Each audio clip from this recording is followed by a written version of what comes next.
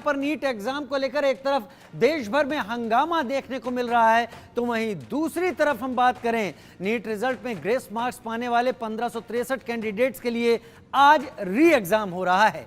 NEET UG की परीक्षा दोपहर 2 बजे शुरू हो चुकी है, जो शाम 5:20 तक होगी। दरअसल एनटीए ने री एग्जाम के एडमिट कार्ड 20 जून को जारी किए थे। इस परीक्षा का रिजल्ट 30 जून को जारी कर दिया जाएगा।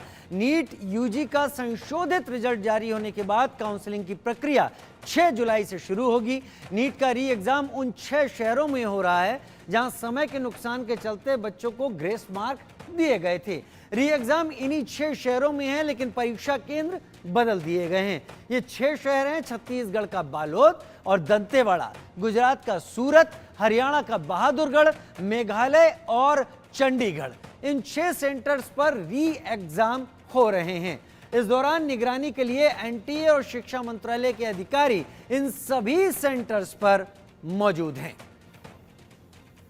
तो नीट को लेकर जिस तरीके से उहापो आपाधापी, हर कहीं छात्रों के मन में गुस्सा, राजनीतिक पार्टी इस मौके को भुनाते हुए विरोध प्रदर्शन कर रही हैं। एनटीए सबकी निगाह में है कि आखिर ऐसा क्या इस बार इस परीक्षा में हुआ जिसके चलते परीक्षा सवालों के घेरे में आ गई। इस बीच आज री एग्जाम हो रहा है जिसका रिजल्ट 30 तारीख को आएगा। ये री एग्जाम उन 1563 स्टूडेंट का हो रहा है जिन्हें समय में कमी के चलते ग्रेस मार्क्स दे दिए गए थे। लेकिन अब इसी के साथ बड़ी खबर का भी रुख कर लेते हैं। चंडीगढ़ में नीट का री एग्जाम देने नहीं पहुंचे हैं छात्र।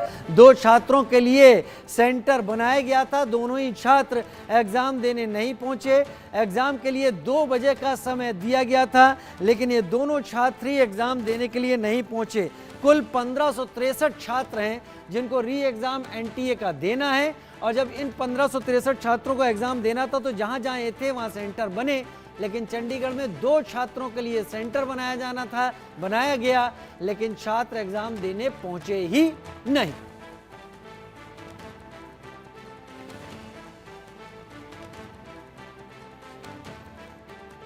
बड़ी खबर, एग्जाम के लिए 2 बजे का समय निर्धारित था। 2 से 5:20 तक ये एग्जाम होना है, लेकिन 2 बजे के पहले इन छात्रों को पहुंचना था। ये दोनों छात्र एग्जाम देने के लिए नहीं पहुंचे, तो माना यह जाएगा कि ग्रेस मार्क्स हटाकर इनको जो मार्क्स मिले हैं वही इनके अंतिम मार्क्स माने जाएंगे, और उस आधार पर अगर 30 जून के रिजल्ट में ये किसी रैंकिंग में आते हैं तो ही इन्हें रैंकिंग में के जरिए कहीं दाखिले का मौका मिलेगा। नहीं तो इन्होंने एक तरीका चुन लिया है, क्योंकि कहा गया था जो छात्र री एग्जाम देंगे उन छात्रों का नया रिजल्ट बनेगा। जो छात्र री एग्जाम नहीं देंगे तो उन्हें दिए गए ग्रेस मार्क्स हटाकर उनके कुल मार्क्स को काउंट किया जाएगा।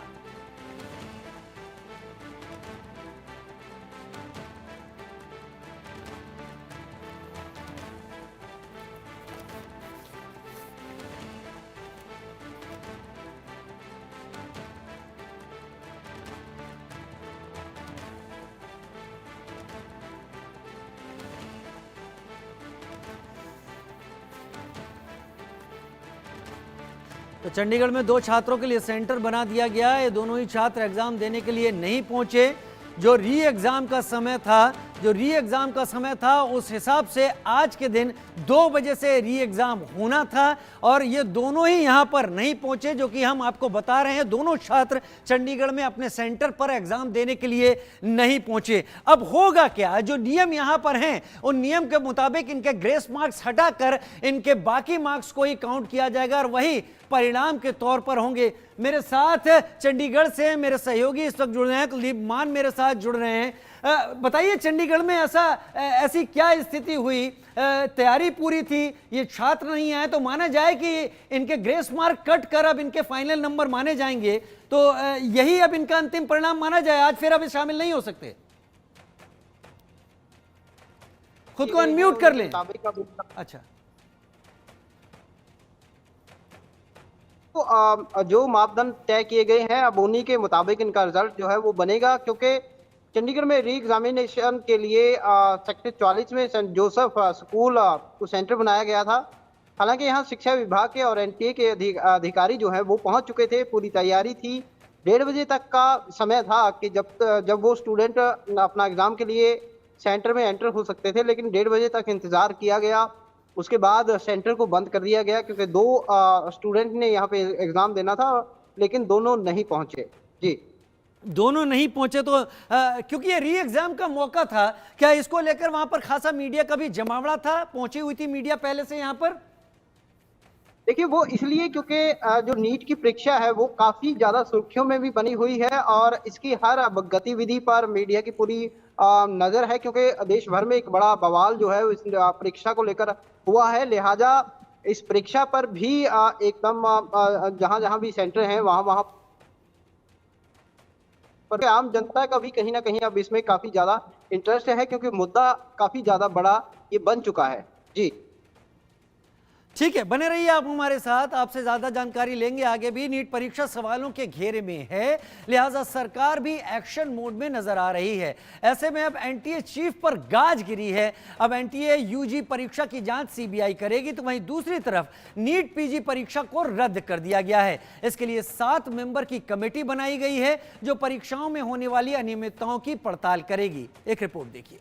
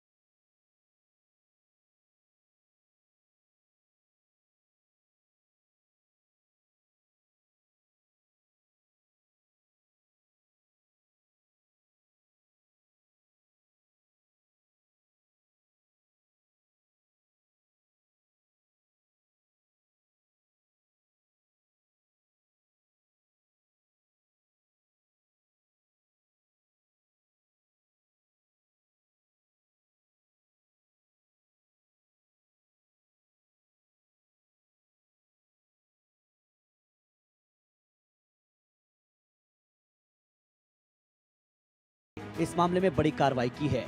पेपर लीक को लेकर विपक्ष लगातार सरकार पर सवाल खड़े कर रहा था। साथ ही देश भर में छात्रों की ओर से प्रदर्शन किए जा रहे हैं, जिसके बाद सरकार ने एक्शन लिया और अब प्रदीप सिंह खरोला को नया डीजी बनाया गया है। प्रदीप सिंह खरोला कर्नाटक कैडर के 1985 बैच के रिटायर्ड आईएएस अधिकारी हैं। Kharola Indian trade promotion organisation के सीएमडी हैं। उन्हें 1 मई 2024 को स्टाफ सिलेक्शन कमीशन यानी एसएससी के चेयरमैन का अतिरिक्त प्रभार सौंपा गया था। वहीं दूसरी तरफ केंद्र सरकार ने नीट यूजी एग्जाम के कथित अनियमितताओं के मामले की जांच सीबीआई को सौंप दी है। शिक्षा मंत्रालय ने 22 जून की देर रात इसकी घोषणा की, तो वहीं 23 जून को होने वाली नीट पीजी परीक्षा भी स्थगित कर दी गई। अब नई तारीख का ऐलान बाद में किया जाएगा। आपको बता दें कि नीट पीजी परीक्षा national board of education in medical sciences यानी MBEMS कराता है। 23 जून को 300 शहरों के 1000 से ज्यादा सेंटर पर ये एग्जाम होना था, लेकिन फिलहाल इस एग्जाम को कैंसिल कर दिया गया। इससे पहले शिक्षा मंत्रालय ने एनटीए की परीक्षाओं में गड़बड़ियों को रोकने के लिए और साथ ही पारदर्शिता लाने के लिए 7 मेंबर वाली हाई लेवल कमेटी का ऐलान किया था। इस कमेटी में इसरो के पूर्व चेयरमैन और IIT कानपुर के पूर्व डायरेक्टर के राधाकृष्णन हाई लेवल कमेटी के चीफ होंगे, जबकि एम्स के पूर्व director doctor Randeep Guleria, central university of Hyderabad के VC professor BJ Rao, IIT Madras के रिटायर्ड प्रोफेसर रामामूर्ति के, पीपल स्ट्रॉन्ग के को-फाउंडर पंकज बंसल, IIT दिल्ली के student affairs dean professor Aditya Mittal, शिक्षा मंत्रालय के ज्वाइंट सेक्रेटरी गोविंद जायसवाल इस कमेटी के मेंबर होंगे। 7 सदस्यों की ये कमेटी 2 महीने में शिक्षा मंत्रालय को अपनी रिपोर्ट सौंपेगी। ये कमेटी एनटीए के structure, functioning, exam process, transparency, transfer और डेटा सिक्योरिटी के अलावा प्रोटोकॉल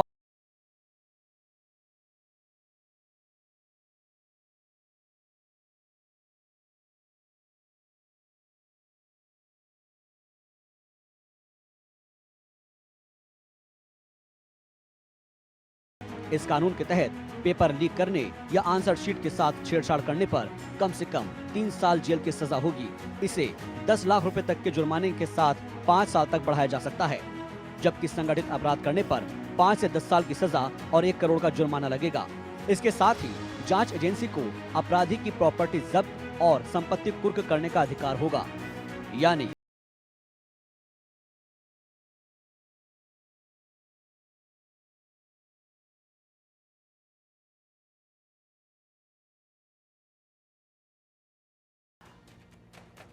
पूरी जांच चल रही है, अलग अलग जगहों पर यह जांच चल रही है और जानने की कोशिश की जा रही है कि पेपर लीक एनटीए का जो हुआ उस पर क्या क्या लूप होल थे। लेकिन पेपर लीक पर 3 बड़े एक्शन जो लिए गए हैं वो भी हम आपको बता देते हैं। सरकार का पहला फैसला जो सामने आया है, यूजी पेपर लीक की जांच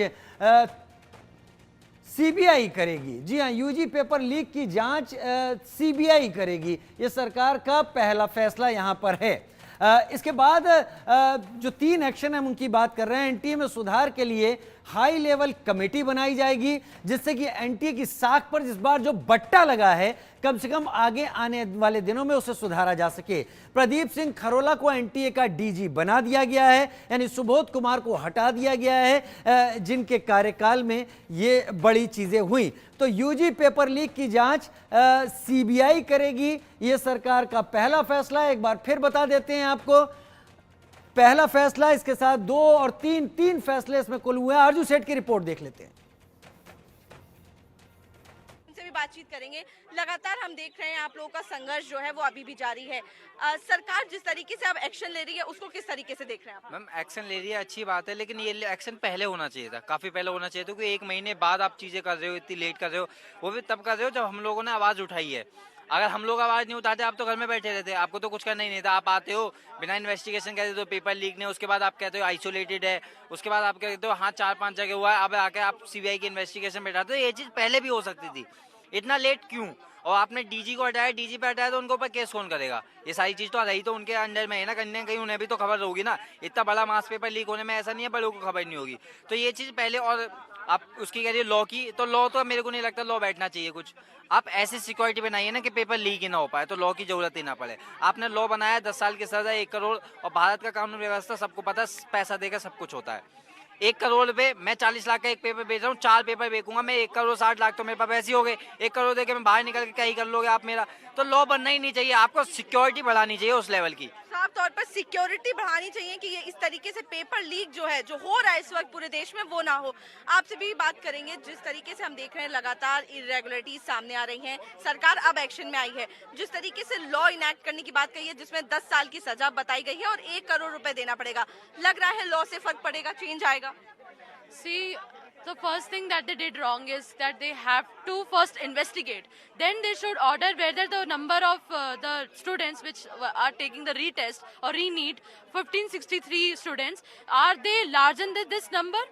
इससे ज़्यादा है कि नहीं, ये इस नंबर पे भी इस पे इन्वेस्टिगेट होना चाहिए था। और इन्वेस्टिगेशन के हिसाब से if they have formulated a law, that is very commendable job, but उसकी, जैसे उन्होंने कहा कि लॉ एनफोर्समेंट की बहुत ज़्यादा ज़रूरत है, उसके बहुत स्ट्रिक्ट होना चाहिए। क्योंकि क्या होता है, ये स्टेप्स पे होता है, जैसे कि सेंटर से ये होता है और स्टेट में जाता है, इसके papers are distributed into the centres, into their treasury, और उसमें उनका कॉपरेशन चाहिए होता है। तो ये कॉपरेशन में, मतलब कॉपरेशन क्यों नहीं हो रहा है, ठीक है? और ये पेपर लीक्स कैसे हो रहे हैं, इनमें जो भी, क्योंकि क्या होता है जब लीक होता है तो इसमें 2 लोग इन्वॉल्व होते हैं। First, the ones who are interested in taking the papers by the illegal means, and the persons who are distributing it illegally. तो दोनों, हाँ, जो देना चाहते हैं, जो बेचना चाहते हैं, और दूसरे जो खरीदना चाहते हैं, तो दोनों को इन्वेस्टिगेट करना चाहिए। जिन्होंने लिया है इलीगल, उनको भी इन्वेस्टिगेट, उनको भी फाइंड आउट करना चाहिए, और जिन्होंने बेचा है उनको भी, अगर वो गवर्नमेंट के अंदर आते हैं या जो भी एनटी ऑफिशियल्स के अंडर उनका था, तो उनको भी फायर किया जाना चाहिए। अर्जुन सेठ की रिपोर्ट आप देख रहे थे, और छात्रों के सवाल, छात्रों का एनालिसिस बहुत वाजिब है। वो जो बातें रख रहे हैं, काश उनका ध्यान एनटीए ने रखा होता तो आज ये स्थिति नहीं होती। मेरे साथ मेरे सहयोगी इस वक्त जुड़ रहे हैं जानकारी के साथ। मेरे साथ कुलवीर धीमान लगातार जुड़े हुए हैं, मेरे साथ रितेश मिश्रा पटना से इस वक्त जुड़ रहे हैं, और रवि भुटाडा बालोद से मेरे साथ इस वक्त जुड़ रहे हैं। रवि, आपका रुख कर लेते हैं। आज री एग्जाम है जिसका रिजल्ट 30 को आता, और उसके बाद फिर फाइनल रिजल्ट होता, फिर काउंसलिंग की बात होती। क्या खबर निकल पा रही है बालोद से इस वक्त? क्या वहां पर लोग पहुंचे हैं री एग्जाम के लिए? देखिए, अब मैं आपको बता दूं, करीबन 1 घंटे हो चुके हैं एग्जाम सेंटर में बच्चे यहाँ पे जा चुके हैं, वो एग्जाम वहां पे दिला रहे हैं। और सबसे बड़ी बात आपको बता दूं, इस परीक्षा केंद्र में 185 बच्चे शामिल होने थे, लेकिन 70 बच्चे जो बच्चे हैं यहाँ पे अनुपस्थित हैं। 115 बच्चे यहाँ पे परीक्षा में शामिल हुए हैं। इसकी कई सारी वजह हो सकती हैं, जैसे बच्चों का डीमोटिवेशन हो सकता है, या आने जाने में उन्हें जो संसाधन नहीं मिल पाए। इसके अलावा भी कई सारी वजह यहाँ पे हो सकती है। और सबसे बड़ी बात बता दूं, बालोद, छत्तीसगढ़ के बालोद जिले में जो जिला मुख्यालय में 5 मई को जो यहाँ पे नीट का एग्जाम यहाँ पे हुआ था, जिससे लेकर परीक्षा भारी गड़बड़ी देखी गई थी, जिसके बाद वापस रिकंडक्ट करते हुए 23 जून को यहाँ पुनः एग्जाम यहाँ पे किया जा रहा है। तो कहीं ना कहीं इसको लेके जो बच्चे थे, जो आपको जैसे मैं बता रहा हूँ कि 70 बच्चे अनुपस्थित थे जो शामिल परीक्षा में नहीं हो पाए, तो इसका जो कारण है, बच्चे हतोत्साहित हो चुके हैं, ये सबसे बड़ी वजह है। यहाँ के जो पालक है, यहाँ के जो पालकगण है, उन्होंने हाई कोर्ट की भी गुहार लगाई थी, याचिका उन्होंने दायर की थी, लेकिन हाई कोर्ट से भी उन्हें कोई राहत नहीं मिल पाई थी, जिसके बाद सुप्रीम कोर्ट का आदेश आया था और 23 जून को यहाँ पे एग्जाम लिया जा रहा है, रिकंडक्ट। जी चलिए, फिर भी यहाँ पर एग्जाम की बात हो रही है। मेरे साथ मेरे सहयोगी इस वक्त लगातार जुड़े हुए हैं टीवी स्क्रीन पर। मैं रुक करूंगा रितेश, जो कि पटना से मेरे साथ इस वक्त जुड़े हुए हैं। रितेश, दोनों मुद्दों पर ही आपसे हम बात कर लेते हैं, और ये दोनों मुद्दे, पहला तो ये री एग्जाम को लेकर बिहार से किस तरीके की खबरें सामने हैं। क्या जो अभी रवि बता रहे थे, उससे पहले कुलवीर बता रहे थे, चंडीगढ़ में दोनों ही कैंडिडेट नहीं पहुंचे, यहाँ पर 70 बच्चे नहीं पहुंचे, बिहार से क्या रिपोर्ट आ रही है, इसके बाद हम आपसे बात करेंगे जांच की। पहले बताइए, आज री एग्जाम में कितने लोग क्या पहुंचे? देखिए, री एग्जाम हो रहा है, कुछ एक ही सेंटर्स हैं जहां पर री एग्जाम हो रहा है, लेकिन सबसे बड़ी बात है कि जैसा बाकी जो हमारे सहयोगी बता रहे हैं कि जिस तरह से उदासीनता देखी जा रही है, उसी तरह से पटना के गर्दनीबाग सेंटर पर भी उदासीनता देखी जा रही है, क्योंकि बच्चों को भी पता है कि आखिर एग्जाम देकर क्या फायदा है, और जो लोग नहीं आ रहे हैं या आनाकानी कर रहे हैं, उन्हें भी पता है कि अगर वो एग्जाम सेंटर पर आते हैं तो फिर उन पर भी सवाल उठ खड़े होंगे।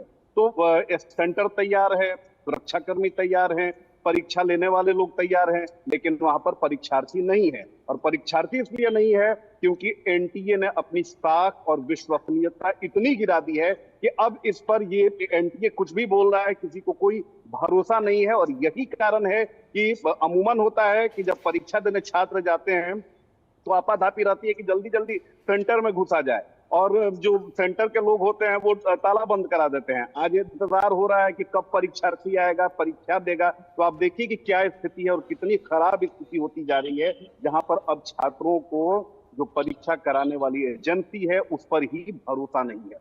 जी, और उस पर भरोसा नहीं है, लेकिन परीक्षा तो आज हो रही है। रितेश, ये बात भी सही है। इस बीच ईओयू भी अपनी सारी तैयारी इस वक्त किए हुए है, ईओयू की भी जांच चल रही है। ईओयू को शायद दिल्ली भी शिक्षा मंत्रालय ने भी उससे डिटेल्स तलब किए हैं। क्या जानकारी ईओयू की तरफ से? बिल्कुल, ईओयू की जांच लगातार आगे बढ़ रही है, और सभी जो डॉक्यूमेंट्स रिलेटेड डॉक्यूमेंट्स है, क्योंकि अब तक जो भी जांच प्रक्रिया हुई है ईओयू ने किया है, और अब वो सारे जो डॉक्यूमेंट्स मिले हैं उसे सीबीआई को उसने हैंड ओवर कर दिया है। लेकिन ईओयू इस मामले की जांच आगे भी करती रहेगी, और सीबीआई के जो भी अधिकारी हैं उन्हें वो सहयोग करती रहेगी। और जो हमारे सोर्सेज हैं उनका कहना है कि सीबीआई की जो केंद्रीय टीम है उसके कई सारे मेंबर्स पटना पहुंचे हुए हैं, अलग अलग जगहों पर गए हैं और सीन रिक्रिएट कर रहे हैं। इसके अलावा संजीव मुखिया जो मुख्य आरोपी है, जो मुख्य सॉल्वर गैंग का सरगना है, उसकी गिरफ्तारी के लिए लगातार मैं एक बार आपसे फिर डिटेल का रुख करूंगा। रितेश, आप बने रहिए, आप तीनों हमारे साथ। आरजेडी प्रवक्ता शक्ति सिंह यादव ने क्या कुछ कहा है, पहले वो भी सुन लेते हैं। नीट मामले में भारतीय जनता पार्टी अपने दामन नहीं बचा सकती। केंद्रीय शिक्षा मंत्री ने लीक को नकारा है, जबकि देश भर के युवा इस बात को प्रमाणित कर रहे हैं कि नीट में बड़े पैमाने पर घपला हुआ है। हरियाणा, गुजरात या बिहार, हर जगह पर्चे लीक की खबरों को पुष्ट कर रहा है। भाजपा मेन कल्प्रिट को बचाना चाहती है। भाजपा के कई नेताओं के भ्रष्टाचार से उत्पन्न ही हुआ है, पालन पोषी भ्रष्टाचार से भी हुआ है, और भ्रष्टाचार से भाजपा के कई नेता बिहार में उत्पन्न लिए हैं। इसलिए नीट मामले में दामन नहीं बचा सकती है भाजपा। लाख प्रयत्न कर ले जांच की, चाहे जिधर डाइवर्ट कर दे, लेकिन मेन कल्प्रेट को बचाने के लिए भाजपा लगातार काम कर रही है। उधर बड़ी खबर का रुख कर लेते हैं। नीट पेपर लीक मामले में इस वक्त बड़ी खबर सामने आ रही है। सीबीआई ने एक्शन ले लिया है। जी हां, सीबीआई का एक्शन सामने आने लगा है। नीट पेपर लीक मामले में सीबीआई का एक्शन। सीबीआई ने पेपर लीक मामले में एफआईआर दर्ज कर ली है। सीबीआई ने केस दर्ज कर जांच शुरू कर दी है। शिक्षा मंत्रालय ने सीबीआई को जांच के निर्देश दिए थे।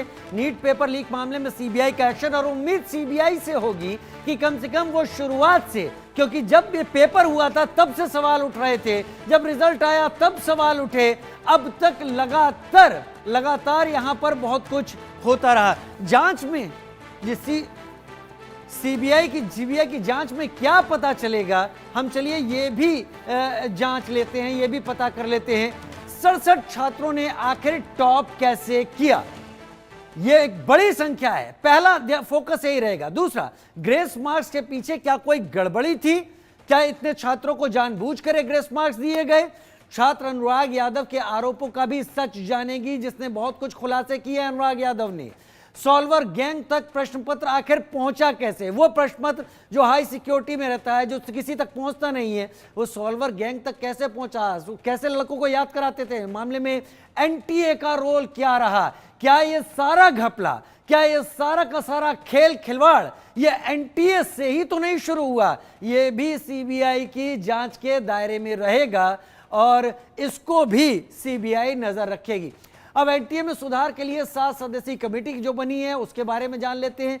चेयरमैन डॉक्टर के राधाकृष्णन, जो पूर्व इसरो चीफ हैं, उन्हें चेयरमैन बनाया गया है। Member professor BJ Rao, vice chancellor central university of Hyderabad. Member बने हैं एम्स के पूर्व director doctor Randeep Guleria. Member बने हैं प्रोफेसर राममूर्ति के, जो कि रिटायर्ड प्रोफेसर हैं आईआईटी मद्रास से। ये 7 सदस्यीय कमेटी के 4 लोग ये हैं। अब 3 लोग दूसरे कौन है? पंकज बंसल, को फाउंडर पीपल स्ट्रांग की तरफ से मेंबर बने हैं। मेंबर बने हैं professor Aditya Mittal, student affairs dean IIT Delhi से।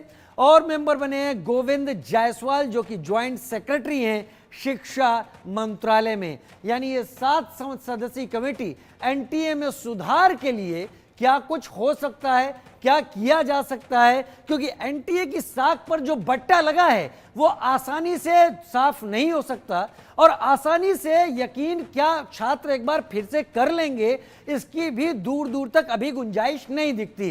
क्योंकि एनटीए को लेकर जो डर, जो शक छात्रों के दिल में बैठ गया है, उसे दूर करने के लिए कड़े कदम उठाने की जरूरत है, और वो कड़े कदम ये कमेटी जरूर सामने रख पाएगी। और 10 दिन का वक्त हम आपके सामने बात रख रहे हैं। इसके साथ 10 दिन का वक्त पिछला बीता है, जिसमें एनटीए की तरफ से होने वाली 4 परीक्षाएं रद्द कर दी गई हैं। एनटीए पाक साफ है या नहीं है, वो इन 4 परीक्षाओं के रद्द होने से समझ में आता है कि कई चीजें ऐसी हैं जो बड़ा सवाल सामने रखती हैं। परीक्षाएं कौन सी? मैं इधर जिधर जा रहा हूं, इधर गौर से देखते रहिए आप। परीक्षा यहां पर नीट पीजी की CSIR नेट की परीक्षा यहां पर है। 25 जून को होनी थी, 21 जून को। यूजीसी नेट 18 जून को परीक्षा 19 जून को रद्द हो गई है। वहीं वजह की बात करें, तकनीकी गड़बड़ी बताई जा रही है। छात्रों पर क्या असर पड़ेगा? 29,000 छात्रों पर यहां पर असर पड़ेगा। नीट पीजी में करीब 2 लाख छात्रों पर असर यहां पर पड़ेगा। यहां पर कह रहे हैं कि एहतियातन वजह है। CSIR नेट में 2 लाख से ज्यादा छात्रों पर असर पड़ेगा, संसाधनों की कमी बताई जा रही है। और यूजीसी नेट में 9 लाख से ज्यादा छात्रों पर असर पड़ेगा, वजह पेपर लीक है यहां पर। तो आखिर एनटीए कर क्या रही है? इतना बड़ा संगठन छात्रों की जिंदगी, छात्रों की मेहनत को पूरी तरीके से दलदल में डुबोने का एक जरिया बन गया। फिलहाल हमारे इस बुलेटिन में इतना ही।